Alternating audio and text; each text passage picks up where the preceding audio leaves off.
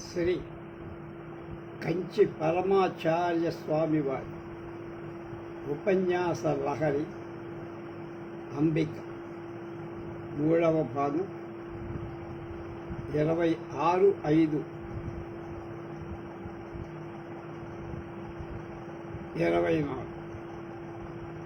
కామాక్షి మహాత్మ్యం దాని గురించి చెప్తున్నారు స్వామి. సృష్టి స్థితి సంహారాల కారణమైన పరాశక్తి ఒకటి ఉంది. దాన్ని మాండూక్య ఉపనిషత్తు ఈ మూడింటికి అతీతమైన తురీయమనే నాల్గవది. శివము, అద్వైతము, శాంతం అని చెప్తారు. దానిని మనం బ్రహ్మం అంటున్నాం. దానికంటే వేరొకటి లేదు కాబట్టి అది అద్వైతం. రెండవది లేనిది. ఆ స్థితిలో వర్ణం లేదు. అది శుద్ధ స్ఫటికంలాగా ప్రకాశిస్తుంది. స్ఫటికమైన శివుడి రూపము అదే కామాక్షి. కామేశ్వరి అనేకంగా కనిపించటంతో పాటు దయగల తల్లిలా లోకాన్ని రక్షిస్తుంది. ఆమె ఈ విధంగా వివిధంగా కనిపించే ప్రపంచం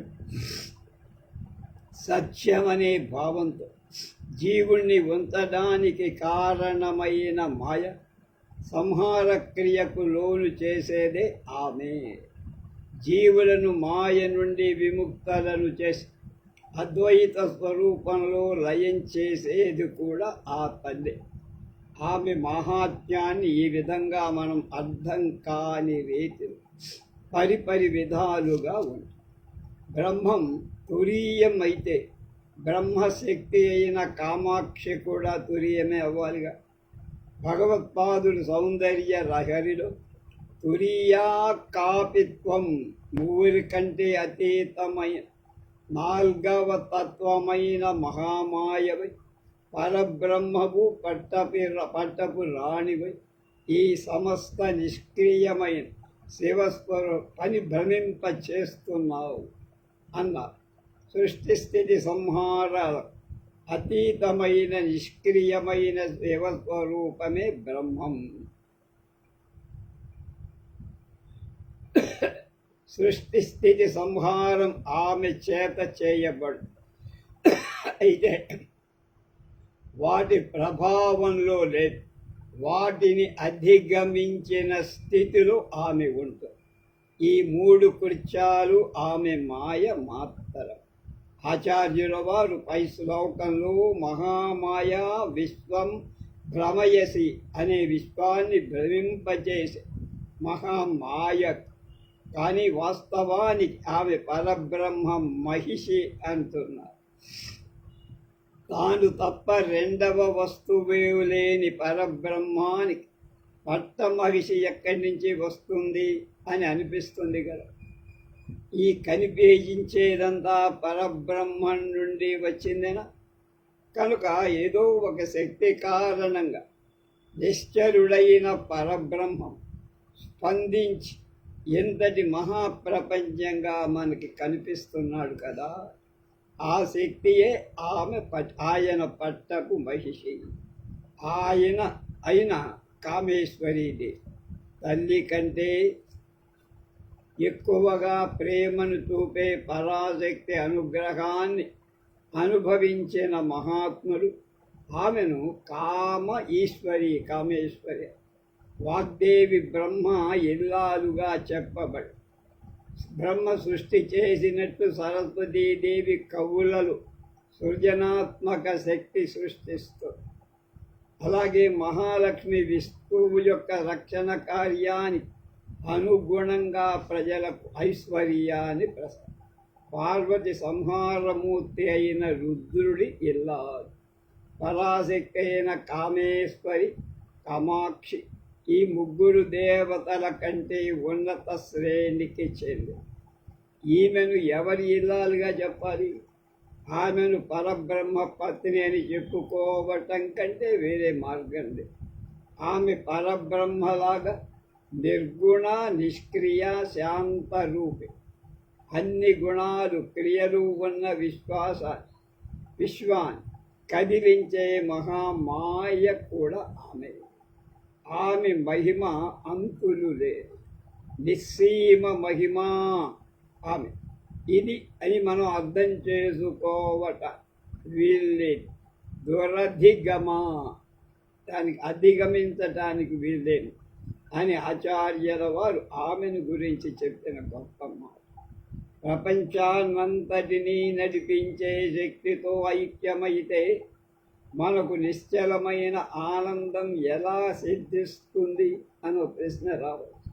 కొంచెం ఆలోచిస్తే అలాంటి శక్తి శాంతం, ఆనంద స్వరూపం కాబట్టి ప్రపంచాన్ని నడిపిస్తోంది అనే అర్థం. మన జీవుడు మన జాగ్రత్త స్వప్న సృష్టి అవస్థలలో సృష్టి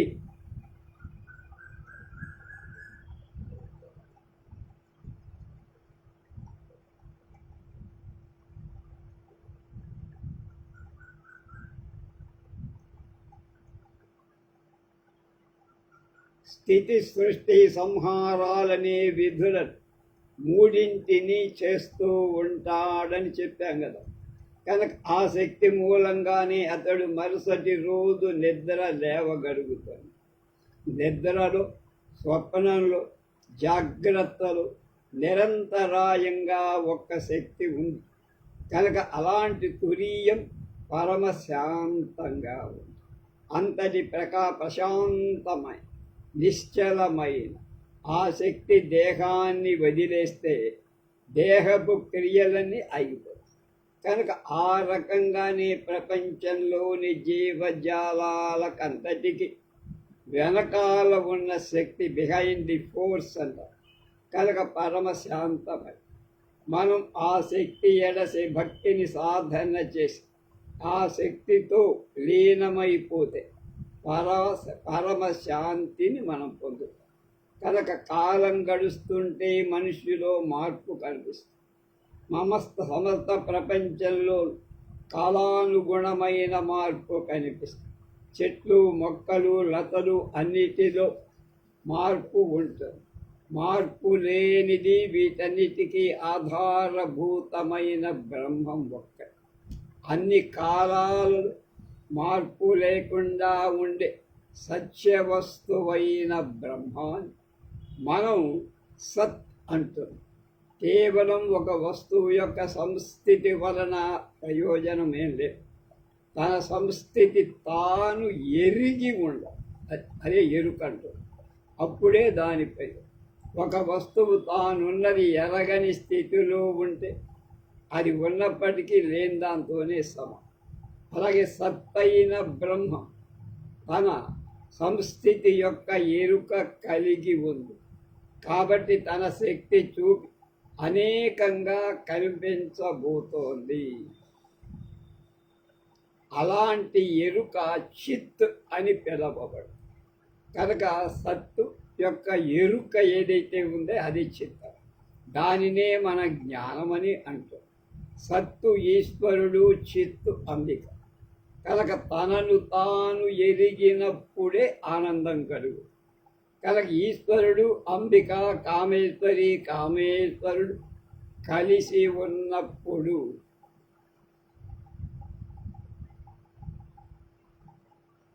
సత్ చిత్ ఆనంద బ్రహ్మం, సచ్చిదానంద బ్రహ్మము.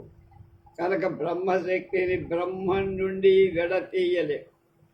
పాలు తెల్లదనంలాగా పాలను దాని తెల్లదనం నుండి, పూలను వాటి వాసన నుండి, నిప్పును దాని ప్రకాశం నుండి ఏ విధంగా వేరు చెయ్యలేమో ఈశ్వరుడు, అంబిక అలా కలిసిపోయి ఉంటారు. కనుక అర్ధనారీశ్వరుడనే పేరు అందుకే. ఒక రూపంలో, ఒకే రూపంలో సగం అంబికది, వేరొక సగం ఈశ్వరు. ఇది కూడా సరిగా లేదన్నట్లుగా ఆచార్యుల వారు శంకర భగవత్పాదు సౌందర్య లహరిలో త్వయా హృత్వా నామం అన్న శ్లోకంలో నిర్గుణుడైన ఈశ్వరు ఏ రంగుల శుద్ధ స్ఫటికంలా ప్రకాశిస్తూ ఉంటారమ్మా. మొదటలో నీవు ఆయన వామ అర్ధాన్ని దొంగిలించావు ఎడం వైపు. ఇప్పుడు నీ శరీరం సగభాగమే కల్పించాలిగా. నువ్వు ఆయన సగభాగాన్ని చౌర్యం చేసిన తృప్తి పొందలేదనుకుంటాననిపిస్తుంది. చూస్తే ఆయన మిగతా అర్ధభాగం కూడా నువ్వే ఆక్రమించినట్లు అనిపిస్తావు. అందువల్లనే సంపూర్ణమైన రూపంతో అరుణవర్ణంతో వెలిగిపోయే కామేశ్వరిగా నువ్వు దర్శనమిస్తున్నావు. ఆయన శరీరమంతా నీవే ఆక్రమించి ఆయన 3వ కంటిని చంద్రకళను కూడా ధరించావు కనుక అంటారు శంకర భగవత్పాదులు, నిష్క్రియుడైన పరబ్రహ్మ అనుగ్రహం చేయత సంపూర్ణమైన రూపం తీసుకుంది అని చెప్పటమే భగవత్పాదుల యొక్క లక్ష్యం, ఉద్దేశ్యం. ఆచార్యుల వారు గతాస్తే మంచత్వ అనే శ్లోకంలో అంబిక పంచకృత్యాలు 5 పనులు చేస్తోందన్న. బ్రహ్మ విష్ణు మహేశ్వరుడు, తిరోధాన క్రియకు అధిపతి అయిన ఈశ్వరుడు, 4 కోళ్లుగా కల మంచం మీద నువ్వు కామేశ్వరుడితో కూడి అనుగ్రహ రూపిణిగా ప్రకాశిస్తున్నావు. అయితే కామేశ్వరుణ్ణి విడిగా చూడటానికి లేదు, కనపడడు. పటికల్లాగా రంగులేని ఆయన నీ అరుణ ప్రకాశం వల్ల పూర్తిగా ఎరుపుడు శృంగార రసాకృతిగా మార్చబడ్డాడమ్మా. కామాక్షి అనుగ్రహ శక్తి అంతటిది, అంత గొప్ప. పూర్వ శ్లోకంలో చెప్పినట్లుగా అంబికకు 3 కళ్ళు, తలపైన చంద్రకళ ఉన్నది, నుదిటి మీద కన్ను అగ్ని రూపం శివుడికి ఉన్నది, కుడి కన్ను సూర్యుడు, ఎడమ కన్ను చంద్రుడు. ప్రపంచానికి జీవాన్నిచ్చే ఈ 3 జ్యోతులు పరాశక్తి నుండే ఉద్భవించాయి. ఆచార్యుల వారు ఈ విషయాన్ని సౌందర్య లహరిలో ఇంకొక శ్లోకంలో కవితా సౌందర్యం, నీ కుడి కన్ను పగటిని సృష్టిస్తే అమ్మా, ఎడమ కన్ను రాత్రిని సృష్టిస్తోంది అని చమత్కరించి మా మూక పంచశతిలోని మొదటి 100 శ్లోకాలు ఆర్యా శతకం అంట. ఈ శ్లోకాలు ఆర్యావృత్తంలో ఉండటం చేత ఆర్యా శతకం అని పిలవబడటం ఒకటి. అంతకంటే ఇంకొక ముఖ్య కారణం ఉంది. ఆర్య అంటే అంబి కనుక ఆర్య అంటే గౌరవ భాజనురా, ఘనత వహించింది. అలాంటి ఘనత వహించిన అంబికను గురించిన స్తోత్రం కనుక ఆర్యా శతకం అయ్యింది. ఈ 2 విధాలు కూడా ఆ పేరు సబబు. అందులో ఒక శ్లోకంలో మూక మహాకవి అంటారు, అమ్మా నీవు ఇందుమౌళి అని పిలువబడి చంద్రశేఖరుని ఐశ్వర్య, ఆయనకే ఉంది గుడ్డ అనిపిస్తే తప్ప అన. ఈశ్వరుని లక్షణం ఐశ్వర్యం. ఈశ్వరుని ఈ ఐశ్వర్య లక్షణం కూడా అంబికకు సంప్రాప్తమైంది అన్నారు. అది మోక. ఇదే విషయం సౌందర్య లహరి మొదటి శ్లోకంలో కూడా భగవత్పాదులు చెప్పారు. ఆచార్యుల వారు అంటారు, అంబిక లేకుంటే శివుడు స్పందించటానికి కూడా సమర్థుడు కాడు. పరమేశుడు తన సంస్థితిని గుర్తించిన స్పందన లేక జ్ఞానమే అమ్మ అంటే అంబిక. ఆమె అనుగ్రహం కారణంగానే అంతటా వ్యాపించిన పరమేశ్వర తత్వాన్ని మనం గుర్తించగ. ఆయన ఆమె ద్వారానే తనను తాను ఎరుగగలదు. అదే సమయంలో ఆమె ఆధారం ఆయనే. ఆయన ఆధారం లేకపోతే లేదు.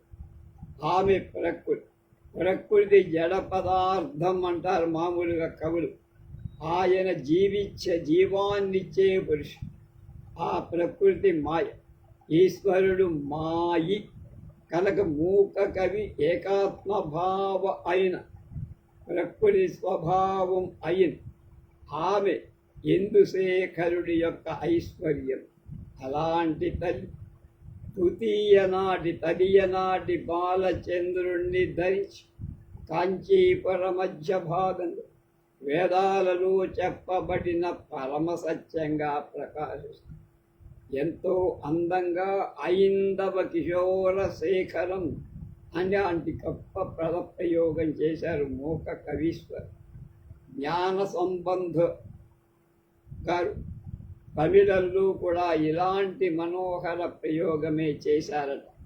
మూక కవి ఆమెను ప్రకృతిగా మాయగా వర్ణించి ఆగిపోలా. ఆ మాయ యొక్క శక్తి లేక పురుషుడు కూడా ఆమె అంటారు. ఆ మాయ యొక్క శక్తి లేకపోతే పురుషుడు కూడా అమ్మే కనుక ఆమె ఆయనతో అభేద భావంతో ఏకాత్మగా ఉంది. వాళ్ళిద్దరూ కామేశ్వరు అద్వైత స్థితిలో ఉన్న వేదాల పరమ తాత్పర్యమేమిటి? అద్వైతం. కనుక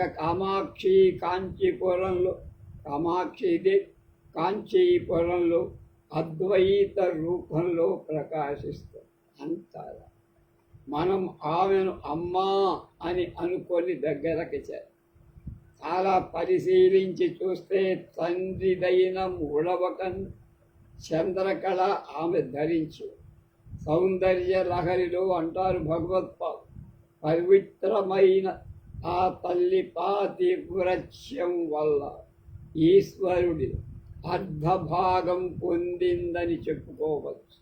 కానీ కొంచెంగా శివస్వరూపాన్ని దొంగిలించి ఇప్పుడు అంతా తానే అయిపోయి కూర్చున్నది అని ఆచార్యుల వారు మూక కవి తమ అపారమైన భక్తి వలన అంబికతో చనువు తీసి కవిత్వ ధోరణిలో ఆమెను ఈ విధంగా కీర్తించారు, దర్శించారు. మొత్తంగా వారు చెప్పవచ్చిందేమిటి? అంబిక పరిపూర్ణమైన బ్రహ్మశక్తి. ఆమెకు పరమేశ్వరుడికి లేక పరమాత్మకు ఏ మాత్రం ఈశ్వరుని మాత్రం కూడా భేదం లేదు.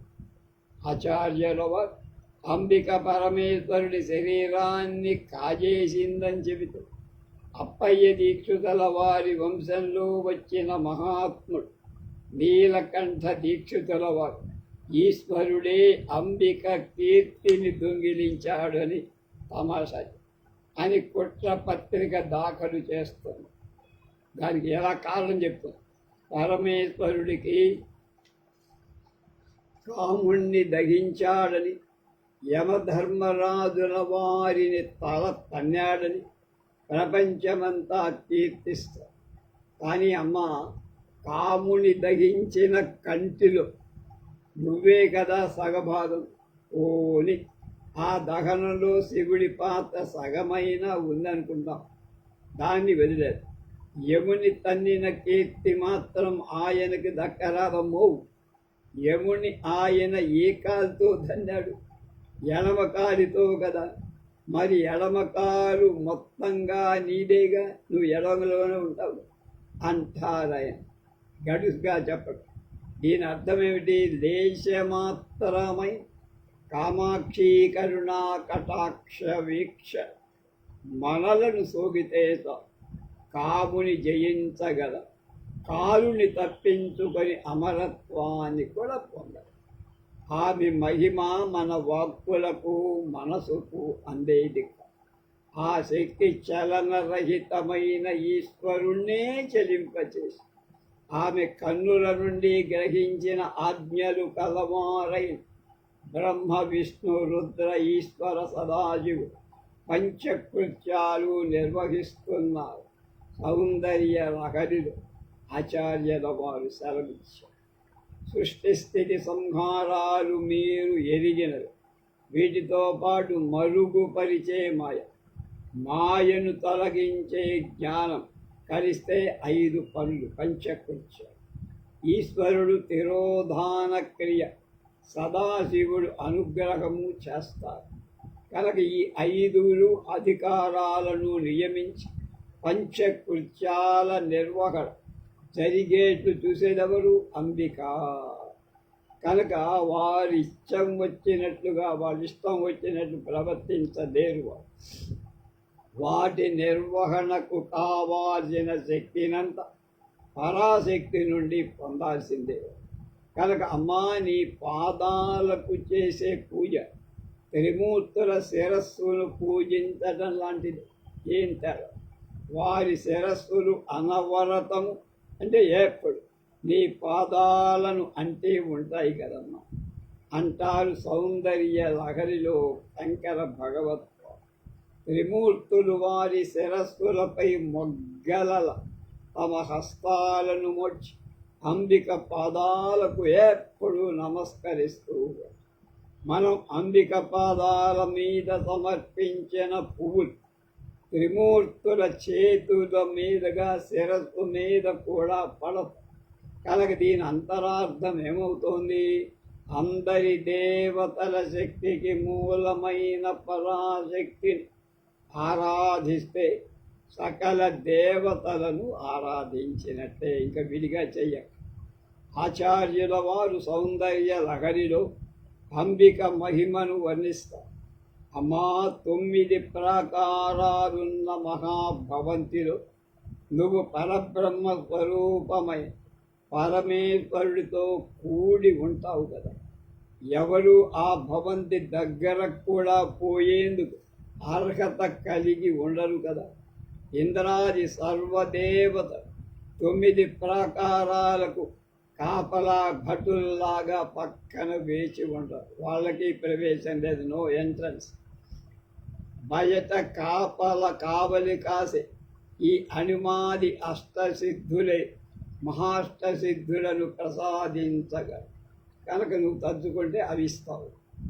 ఈ 9 ప్రాకారాలున్న మహాభవంతి అంబిక యంత్రం, శ్రీచక్రం, రూపం లేని పరాశక్తి అన్ని అవయవాలతో మనోజ్ఞమైన కామేశ్వరి రూపంలో వచ్చిన ఆమె ఈ యంత్ర రూపంలో కూడా. శ్రీచక్రాన్ని పరిశీలిస్తే ఏవో కొన్ని రేఖలు కోణాలు కనవు, కానీ అది అంబికా స్వరూపం. కొన్ని శబ్దాలలో శక్తి ఉన్నందువల్ల వాటిని మనం మంత్రం అంటాం.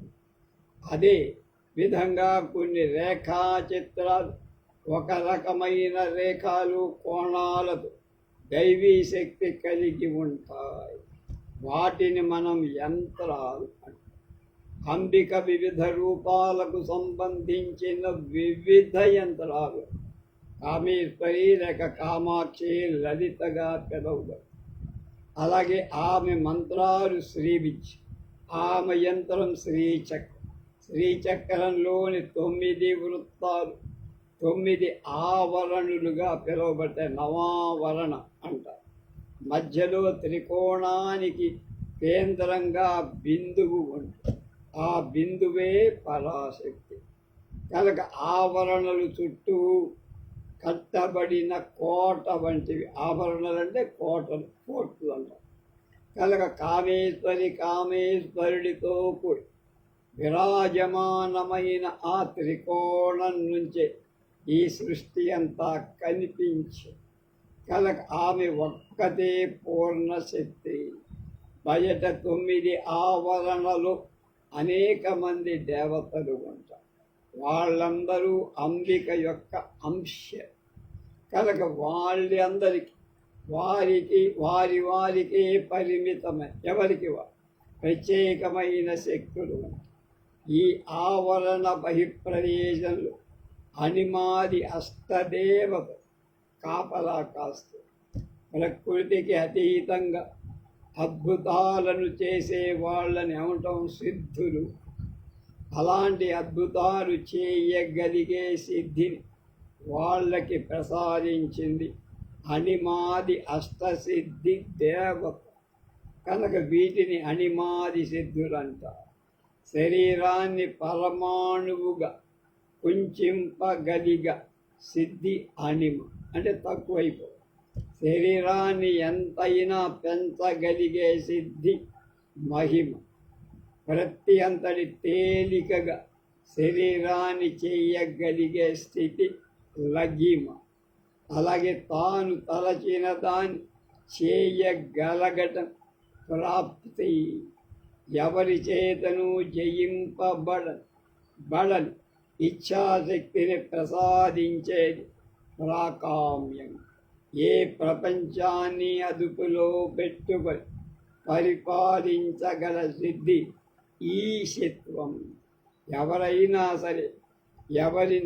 సరే ఆకర్షించగల సిద్ధి ఉన్నదే ఆ సిద్ధి వశిత్వం. ఇవి 8. ఈ సిద్ధులు అన్నిటికీ అతీతమైంది తన మనస్సును తాను అదుపులోకి ఉంచుకొని నియంత్రించుకోవాలి. ఈ సిద్ధులు గొప్పవే. వాటికంటే గొప్పది తన మనస్సును తాను అధీనంలో పెట్టి మనస్సు అణగినప్పుడే మంచి చెడులకు అతీతం పరమశాంతి పరమానంద స్థితి పొందడం సాధ్యం. ఇది మిగతా సిద్ధుల వల్ల సాధ్యం కాదు. వాటిని పైకి ఎగటానికో కిందకి దిగటానికో రూపాలు మార్చడానికి చిన్నది కావడానికో పెద్దది కావడానికి పనికి వస్తుంది, కానీ దీనికి కనుక దానికి కోరికలు కట్టుబడిపోవాలి. ఈ రకంగా కోరికలను అదుపులో పెట్టుకోగల సిద్ధి కాయ వశ్య సిద్ధి. కాయం అంటే సరే, కాయుమానవర్. ఈ సిద్ధిని గురించి సాగిస్తూ కాయుమానవర్ అనే ఆ తమిళ ఇన్ని ఇంద్రజాలాలు చేయొచ్చమ్మా, కానీ మనస్సును నియంత్రించడం, నిశ్చలంగా ఉంచడం అసాధ్యమైపోతుంది.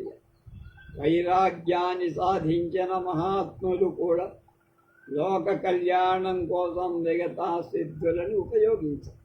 అటువంటి సిద్ధులు అనేక మంది, వారి సంఖ్య కూడా 18గా చెప్పబడి, వాళ్ళు చేసే అనేక పనులు పిచ్చవాళ్ళ పనులాగా. వాస్తవానికి వాళ్ళు ప్రపంచ శ్రేయస్సు కోసం మనుషులపై ప్రేమతో ఈ సిద్ధులు ప్రదర్శిస్తారు. అలాంటి మహాసిద్ధులిచ్చే దేవతలు ఆమె బహిప్రాకారం కావలివారు అంటే ఆమె యొక్క ఔన్నత్యం ఎంతటిదో. అలాంటి అంబిక శక్తి కొన్ని ప్రదేశాల్లో జనులు భరించలేనంతగా పొంగిపోయి, చాలా కాలం క్రితం జంబుకేశ్వరంలో శ్రీరంగానికి వెళ్ళే దారిలోనే పక్కన అఖిలాండేశ్వరి అమ్మవారు, అది జలలింగం. జంబుకేశ్వరం ఉగ్ర రూపంగా ఉండే పరమేశ్వరావతారులైన ఆచార్యుల శివచక్రం, శక్తి చక్రం అనే 2 తాటంక దుద్దులను చేయించి అంబిక ఉగ్రతను అందులోనికి ఆకర్షించి వాటిని ఆమెకే అలంకరించి ఆమె ఉగ్రత్వాన్ని శాంతింపజేశారు. మనకు కనబడతాయి వెళ్తే. అలాగ కాంచీపురంలో కామాక్షి శక్తి చాలా మహోగ్రంగా ఉన్న ఎదురుగుండా శ్రీచక్రాన్ని ప్రతిష్ఠించి శాంతపరిచి, అప్పటి నుండి అంబిక ఎంతో సౌమ్యమూర్తిగా ఉందని, అందరినీ ఆమె కరుణతో అనుగ్రహిస్తోందని చెప్పు. తర్వాత కామాక్షి విలాస పరమ కరుణామూర్తి అయిన అమ్మ కామాక్షి కాంచీపురంలో ఎలా ఉంది? అక్షుచాపం పుష్పబాణంతో, ఇక్షుచాపం పుష్పబాణాలతో కదా, అంటే మన్మధుడి బాణం చెరుకు కనుక ఈ 2 ధరించిన వాళ్ళు ఇంకొకడు, వాడు కాముడు లేక మన్మధుడు. చెరుకు విల్లు పుష్పబాణాలు ఇద్దరికీ సమానమే, అమ్మవారికి ఉంది వాడికి. మన్మధుడే చెరుకు వింటికి అల్లత్రాడు తేనెటీగల సమూహంతో చెయ్యబడి, చెరకు విల్లు తేనెటీగల నారి. ఇక బాణాల అతి మృదువులైన పుష్పం. ఏదైనా వస్తువు మృదుత్వం గురించి చెప్పాలంటే కుసుమ కోమలాలు, పువ్వులంత మెత్తన. ఇక్కడ ఆయన బాణాలు కోమలాలైన కుసుమాలే. వీటితో ఆయన జగత్తునంతా జయించేస్తాడు. ప్రపంచంలోని మధుర పదార్థాలన్నీ సాధారణంగా బెల్లంతోనూ పంచదారతోనూ చేయబడి, ఈ రెండు చెరుకు నుండి వచ్చే తీపి అయిన చెరకు మన్మధుడివి. పూలు కమ్మటి వాసన, మృదుత్వానికి, అందానికి పేరున్న అటువంటి 5 రకాలైన పుష్ప ఆయనకు బాణం. తేనెటీగ ఝంకారం చెవులకు ఆహ్లాదంగా, అంటే తన విల్లు బాణాలు నారీ వంటి పంచేంద్రియాల తృప్తిపరచే అందమైన వస్తువులను చూపి మన్మధుడు జగత్తు కామంలో కట్టిపరేస్తాడు. అలాంటి అన్ని జీవరాశులను మభ్యపెట్టి వశీకరించుకునేందుకు అంబిక అతనికి ఇనుప విల్లు బాణాలు బదులుగా చెరుకు విల్లు పుష్పబాణాలు ఇచ్చి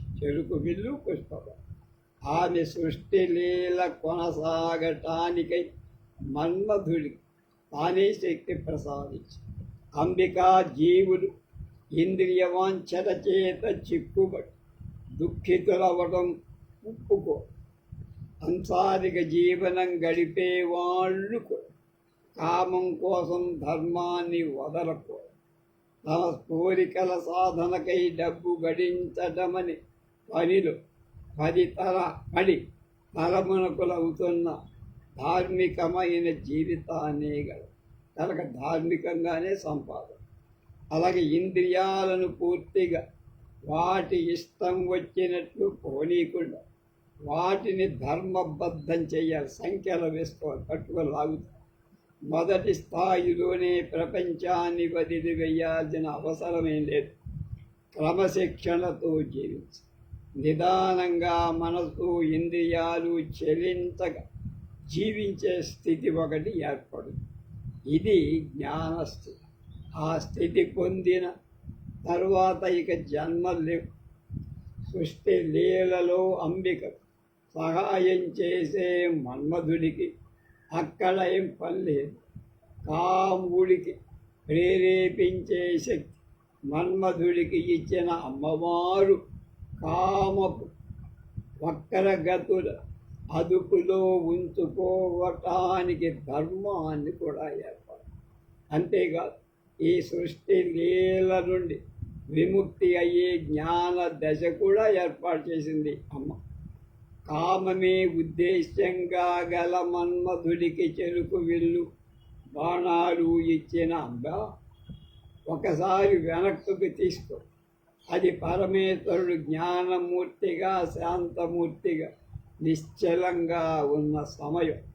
అంతా ఒకటే అయిన అద్వైత స్థితిలో ఉన్న స్వామి ఆయన అంతిమ లభ్యమైన జ్ఞానస్వరూపినిగా ఉంటే జీవజాలమంతా ఏమైపోవాలి?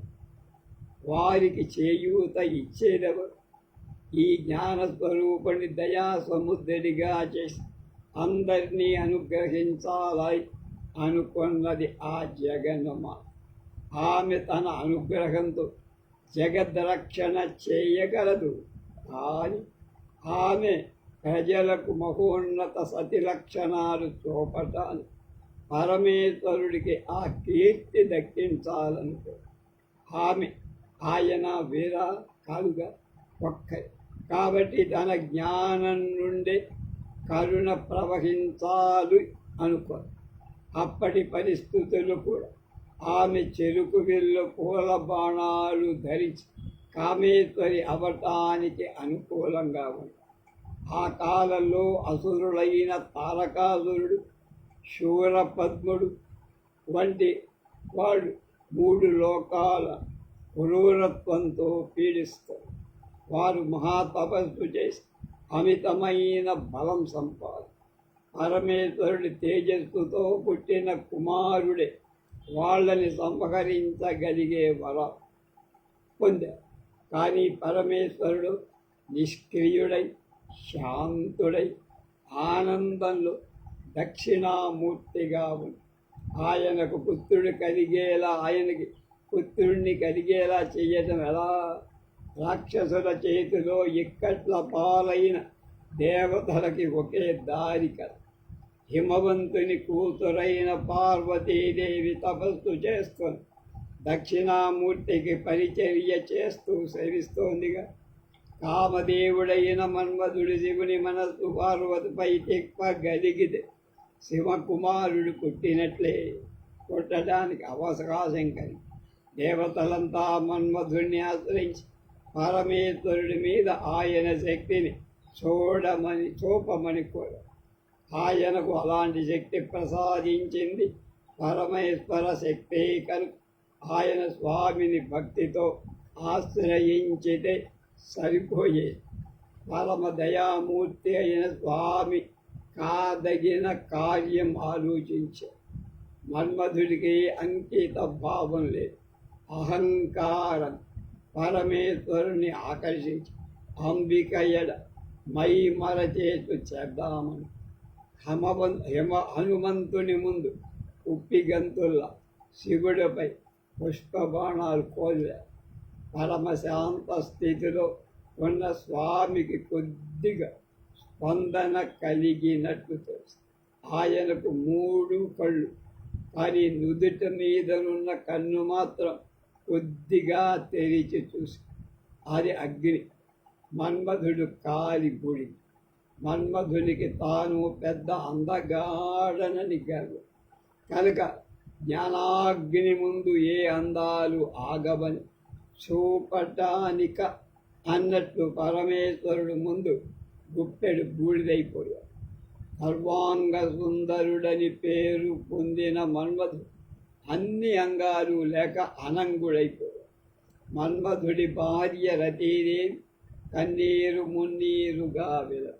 పార్వతీదేవి ఆమెకు అభయమిచ్చి మన్మధుడు ఆమె కళ్ళకు మాత్రమే కనిపించేట్లుగా అనుగ్రహం చేసి ఆమె మన్మధుడిని ఉద్దేశించి అంటోంది, సకల జీవులలో కామభావం ప్రేరేపించటానికై చెరుకు వెళ్ళు పంచపుష్ప బాణాలు నీకే నేను ఇచ్చానురా.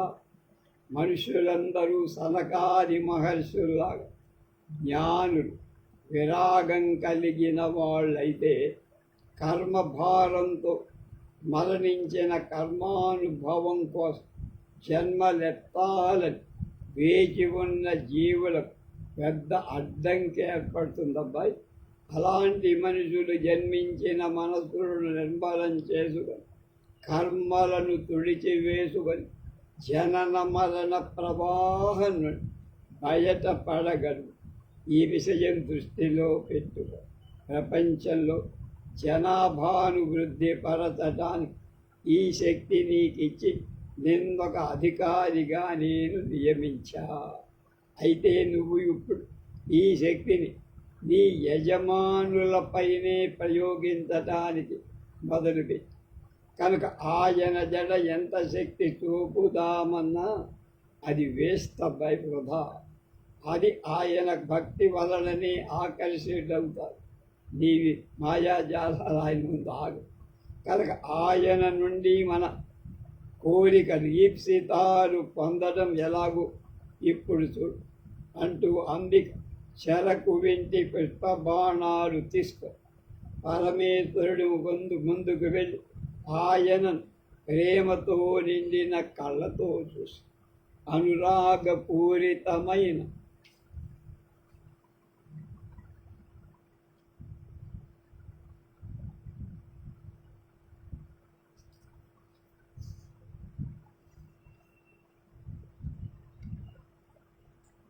సూచిన ఆమె కామాక్షి అయ్యింది. ప్రేమ ప్రవహించే కళ్ళది కనుక కామాక్షి. దీనికి ఒక తాత్విక అర్థం. అయితే ప్రస్తుతానికి నేరుగా వచ్చే అర్థాన్ని తీసుకో. తమిళంలో ఈ పేరు కమలక్కన్ని అయ్యింది కనుక తమిళ సంగమ కవులలో ఒక పురాతన కవయిత్రి పేరు కమలక్కన్నియా. కామాక్షి ఆరాధన బహు పురాతన కాలం నుండి జరుగుతోందని చెప్పటానికి. పూర్వం పరమేశ్వరుడిపై మన్మధుడు బాణాలు ప్రయోగించిన ఏదో శత్రువుపై బాణప్రయోగం చేసినట్టు చేశారు. బూడిదైపోయాడు. అంబిక చెరుకు విల్లలు పుష్పబాణాలు స్వామి పదాల ముందు ఉంచి నమస్కరించి ఆమె అనురాగానికి, ప్రేమ శక్తికి, వినయానికి స్వామి తానే స్వాధీనుడై ఆమె ప్రేమతో నిండిన కళ్ళను చూసి చూడటంతో స్వామి మనస్సు కూడా అనురాగ రంజితమై ఆమె జీవులందరినీ పంచేంద్రియాలు మనస్సు ద్వారా తన సంకల్ప ప్రకారం నడిపించగల మహాశక్తి. ఎప్పుడైతే అంతటి ఆమె స్వయంగా తన శక్తి చిహ్నాలైన ధనుర్బాణాలు ఆయన పాదాల ముందు సమర్పించి ఆ శక్తికి సంస్కరించిందో స్వామికి వెనువెంటనే ఆమెపై ప్రేమ పుట్టి ఆ తరువాత పార్వతీ కళ్యాణం, కుమార సంభవం, ఆ కుమారుడిచే తారక వధ, శూర సంహారం ఇవన్నీ జరిగాయి. కనుక ఎవరైనా తాను ఇంకొకరి చేతిలో పరాజయం పొందితే సిగ్గుపడి అవమానం అనుకుంటారు. దీనికే ఒక అపవాదం. పుత్రాది చేత్ పరాజయం, కుమారుడి చేతిలో పొందిన పరాజయం గర్వకారణమవుతుందని. దీనికి తగినట్లుగానే పరమేశ్వరుడు తాను వధించలేని తారక, శూర అనే వాళ్ళని సుబ్రహ్మణ్యుడు వధించినప్పుడు ఆనందించాడు, గర్వపడి. దక్షిణామూర్తిగా ఆది గురువైన సుబ్రహ్మణ్యం నుండి ప్రణవ ఉపదేశం అంటే కొడుకు దగ్గర నుంచి సుబ్రహ్మణ్య మంత్ర ఉపదేశం శివుడు పొందాడు. తద్వారా తన పుత్రుడి స్థితి తన స్థితి కంటే ఉన్నతమైందిగా చేసి గర్వపడ్డాడు. ఈశ్వరుడు తన కంటే శక్తివంతుడు, ఉన్నతమైన జ్ఞాన ప్రకాశం కలవాడు అయిన సుబ్రహ్మణ్యుడిగా రాగలగటానికి కారణం అంబికతో కలవటం. అయితే దీనికంతటికీ కారణం కాముడి బూడిదైన తరువాత అంబిక చెరుకు విల్లు, పూల బాణాలు ధరించి కామేశ్వరై ఆయన్నే ఆయన చేత ప్రేమింపబ. కనుక పురాణాలలోని ఈ కథకు ఉదాహరణగా కామాక్షి ఏకాంబరనాథేశ్వరుడు కంచిలో ఉండేది. ఆయన దేవాలయానికి మధ్య కుమార కోష్టం ఉంది. ఈశ్వరుడు అంబికా మధ్య స్కందుడు ఉన్న మూర్తి సోమస్కందుడని పిలవబడినట్లే కామకోటి, రుద్రకోటి మధ్యనున్న కుమార కోష్టంలో కాంచీపురం సోమస్కంధ క్షేత్రం అవుతుంది. దక్షిణామూర్తిని కామాక్షీదేవి కళ్యాణ సుందరుడిగా ఎలా మార్చింది ఎందుకు? ఒక శాఖ తారకాసుర సంహారానికేనా కాదు, జనన మరణ ప్రవాహం నుండి వేల కొలది జీవులు రక్షింపగలరు. కరుణామూర్తి అయిన భగవంతుడు వాళ్ళని ఆ దుఃఖాల నుండి, అజ్ఞానం నుండి రక్షించి ఆనంద స్థితిలో ఉన్న దక్షిణామూర్తి మాయా ప్రపంచం గురించి కానీ, అందులో ఉన్న జీవుల దుఃఖాల కష్టాల గురించి కానీ ఆలోచించారు. కళ్ళు మూసుకొని ఆయన తపస్సేదో ఆయన చేసుకోండి. జ్ఞానసాగరమైన ఆయన కరుణా కష్టాల మార్చి, కరుణా సముద్రుడిగా మార్చి సకల జీవుల దుఃఖాలు పరిహరించటానికై అంబిక కామేశ్వరి అయి ఆయనను కళ్యాణ సుందరుడిగా చేసి ఆమెకే ప్రపంచమంతా ఆ విధంగా అనుగ్రహించే శక్తి ఉంది. ఆయనను అనుగ్రహించమని ఆమె కోరినట్టు చెప్పబడుతున్న నిజానికి అనుగ్రహించేది ఆమె. ఆయన స్వభావం నిష్క్రియత్వం, ఏం పని చేయడు, శుద్ధ బుద్ధ ముద్ద అవుతారు. కార్యం అవసరమైన అలాంటి కార్యం నిర్వహించేది అమ్మ. అయినా ఆయన చేస్తున్నట్టుగా ఒక లీల కనిపిస్తుంది. అంతా తానే అయితే ఆడపెత్తనం అనుకుంటారు. లోకంలో స్త్రీ ధర్మం ఎలా ఉండాలో సూచించటానికి అన్నట్టు ఆయనకు ఆ ఘనత ఆపాదిస్తుంది. భర్తను ఏమండి ఇవాళ ఏం కూర వండమంటావు అని అడిగితే ఆయన వంకాయ కూర వండమంటే వంకాయ కూర పైత్యం చేసుకుందండి, నేను బెండకాయ కూర వండుతా. ఆయన అంగీకారం తీసుకున్నట్టయింది, తను అనుకుంది చేసినట్టు. అలా ఉంటుంది. అంబిక పరమేశ్వరుడు తన ఎడ ధరింపచేసిందెందుకు? ప్రజలలో అయిపోయింది కదా. ఆమె పరమేశ్వరుడిలో కామాన్ని ఉద్భవింపచేసి మనం కూడా మనల్ని కూడా కామమోహితుల్ని చేసేది అమ్మ. తన పంచబాణాలతో మనస్సు ఇంద్రియాలను తలక్రిందులుగా చేస్తారు. అయితే మన్మధు చేస్తారు. ఆ తల్లి పరదేవత మనస్సుకు తెలుసు, కానీ మా చేత జయింపబడ్డాడనే విషయం తెలియదు. తగ జననివైన నువ్వు ఈ పిల్లవాడి మీద పరిపూర్ణమైన కరుణతో విజేతగా ప్రకటించాలి.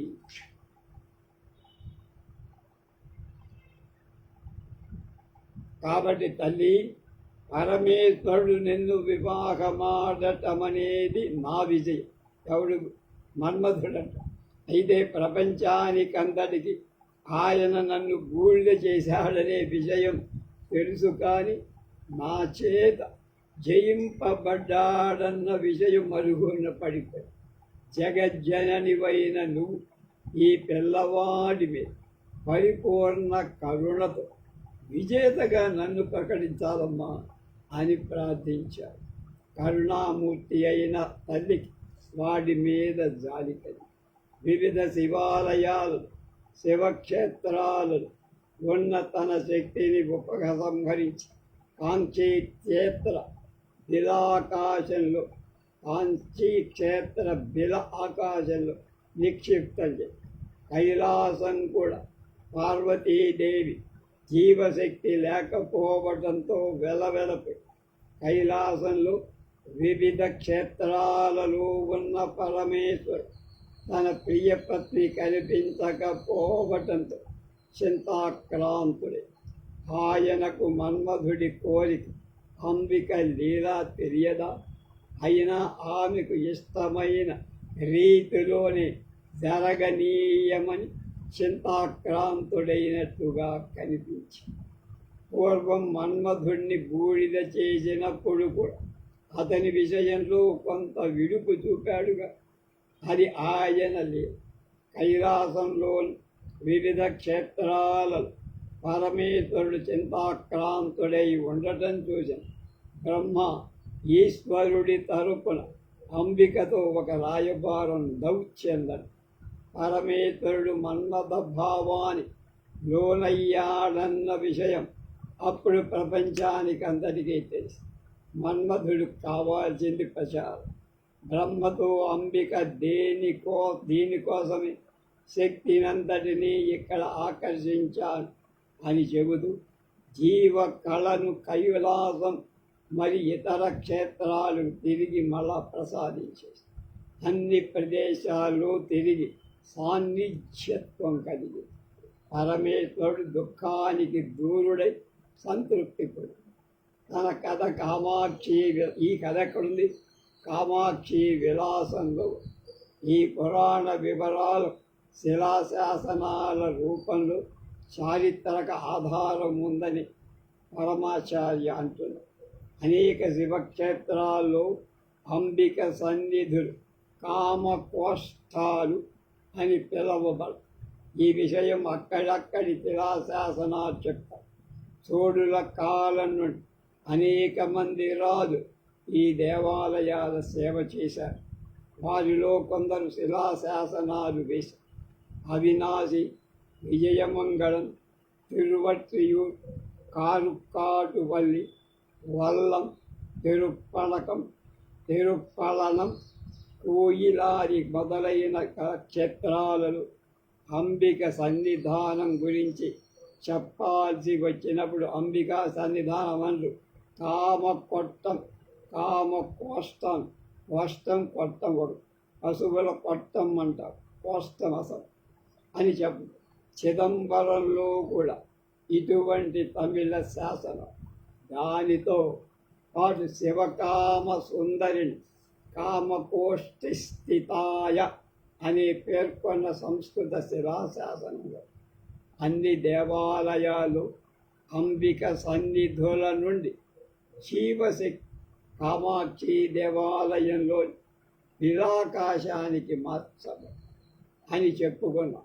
కాబట్టి ఏ క్షేత్రంలోనే అంబికాలయంలో మనం అనుభవించే సాన్నిధ్యం కామాక్షి సన్నిధిని ఆకర్షించబడి తిరిగి ఇవ్వబడి అందులో ఉండే శక్తిని ముందు ఆకర్షించి లాగేసుకుంది, తర్వాత మరి ఇచ్చింది. ఆ క్షేత్రాలని అలాంటి కనుక బహుశా అన్ని శక్తి స్థలాల కామకోష్టం నుండే జీవశక్తి వచ్చింది. కాబట్టి అంబిక సన్నిధులన్నీ కామకోష్టాలు అని పిలవబడుతున్నాయని నేననుకుంటున్నానని పరమాచార్య వారి అభిప్రాయం.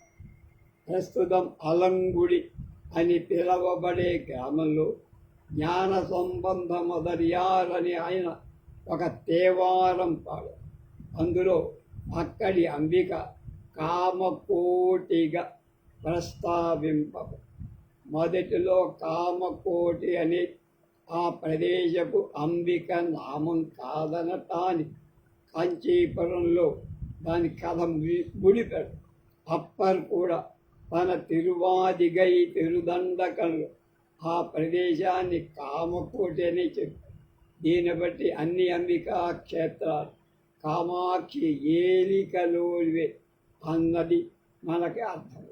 కనుక బహుశా కామకొట్టం తన నివాసం కలది కాబట్టి ఆమె కామకోటి అయిందని కూడా మనకి.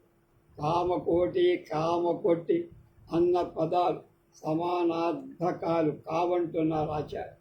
కామాక్షి ఉండే కొట్టం కామకొట్ట, కామకొట్టి అంటే కామకొట్టం, సంస్కృతంలో కామకోష్ట, కామకోటి అంటే కోరికల అంతిమ స్థానమైన జ్ఞానస్వరూపం. కామకోటి అంటే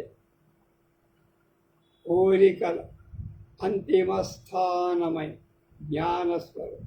కామాక్షి దేవే కామకోటి అనే మూర్తిని చెబితే అది కామాక్షి సన్నిధిలో. భాగవతం బలరాముని దక్షిణ యాత్ర వివరిస్తూ ఆయన కాంచీపురం వచ్చిన సందర్భంలో కామకోటి పురీం కాంచీం అని చెప్పి, దీన్ని బట్టి ఎంతో పూర్వకాలం నుండి కాంచీపురం అనేక శివవిష్ణు దేవాలయాలు ఉన్న ఈ క్షేత్రం కామకోటిపురి అనే పిలవబడింది అని స్పష్టం. అన్ని క్షేత్రాలలో కామాక్షీదేవి సంస్థితికి కారణమైన మన్మథ విజయం కాంచీపురంలో ప్రత్యేక స్మారకం ఉండాలనుకుంది కామాక్షి. అందువల్ల కాంచీపురంలో ఏ శివాలయంలో అంబిక సన్నిధి ఉండరాదని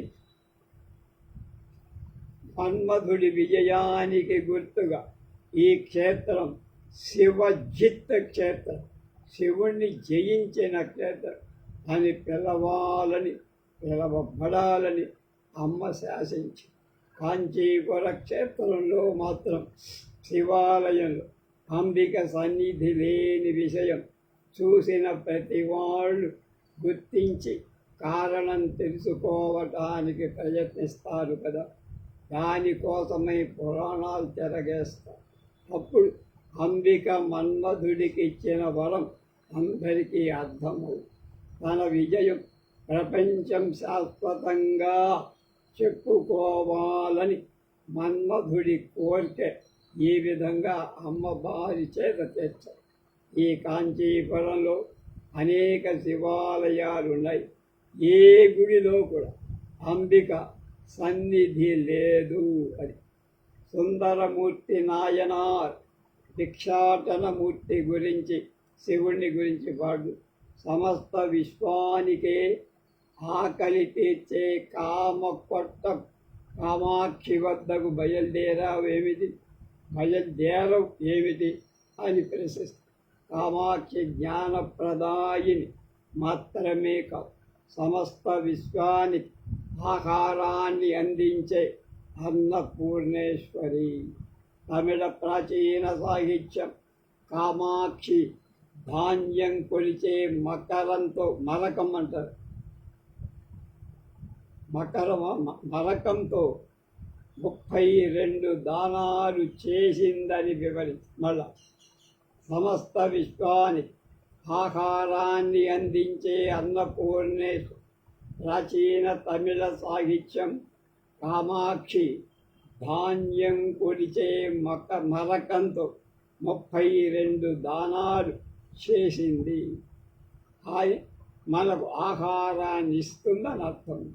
కేవలం కృపాకటాక్ష వీక్షణంచే మన సమస్తమైన కోరికలను అమ్మ తీరుస్తుంది. కాముని అనుగ్రహించి కామేశ్వరుడిగా చేసిన శివకామ సుందరి ప్రార్థిస్తే చివరకు మన కోరికలు సమూలంగా నాశనమై ఆమె అనుగ్రహమై ఉంటే మనకు ఏ వస్తువు కోరిక కలిగించదు. దేని మీద కోరిక ఆమెను మన మనస్సు నుండి కామ క్రోధ లోభ మోహ మదమత్సర్యాలను హరిషట్ వర్తనాలు తొలగించి నిర్మలం చెయ్యమని ప్రార్థించాలి. నాకు అది కావాలి ఇది కావాలి అని కోరద్దు అని పరమాచార్యులుగా చక్కని హితోపదేశం. అదే కామాక్షి కటాక్షాన్ని గురించి చెప్తారు.